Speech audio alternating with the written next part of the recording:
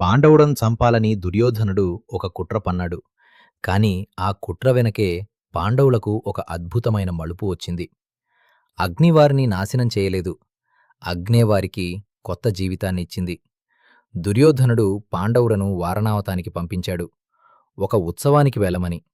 అక్కడ అతడు ముందే లక్క అంటే మైనపు పదార్థంతో ఒక భవనం నిర్మించాడు.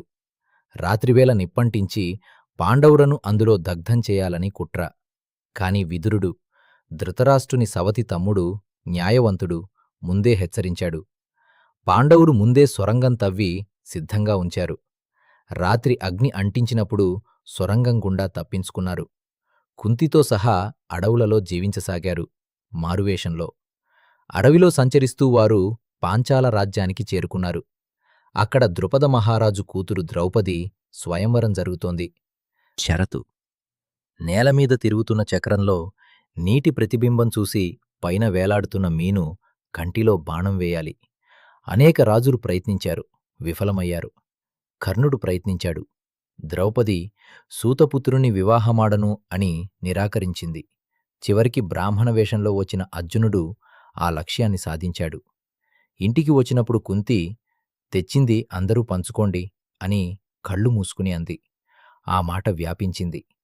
ద్రౌపది 5 పాండవులకు పత్ని అయింది. మానవ జీవితంలో ఏ సంఘటన కూడా చివరిది కాదు. లక్క ఇల్లులో పాండవులు దహించుకుపోయారు అనుకున్నారు. కాని అదే కష్టం వారిని ద్రౌపది దగ్గరికి చేర్చింది. ప్రతి చీకటి వెనక వెలుగు దాగి ఉంటుంది. ఆ నమ్మకమే పాండవులను ముందుకు నడిపించింది. రేపు పాచికల ఆట.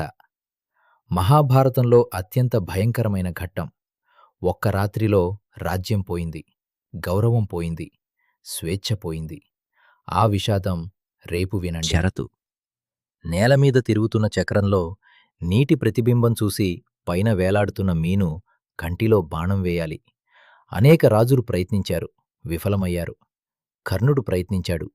ద్రౌపది సూతపుత్రుని వివాహమాడను అని నిరాకరించింది. చివరికి బ్రాహ్మణ వేషంలో వచ్చిన అర్జునుడు ఆ లక్ష్యాన్ని సాధించాడు.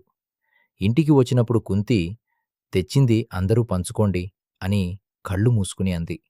ఆ మాట వ్యాపించింది. ద్రౌపది 5 పాండవులకు పత్ని అయింది. మానవ జీవితంలో ఏ సంఘటన కూడా చివరిది కాదు. లక్క ఇల్లులో పాండవులు దహించుకుపోయారు అనుకున్నారు. కాని అదే కష్టం వారిని ద్రౌపది దగ్గరికి చేర్చింది. ప్రతి చీకటి వెనక వెలుగు దాగి ఉంటుంది.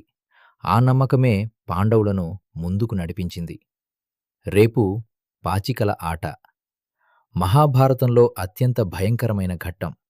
ఒక్క రాత్రిలో రాజ్యం పోయింది, గౌరవం పోయింది, స్వేచ్ఛ పోయింది. ఆ విషాదం రేపు వినండి.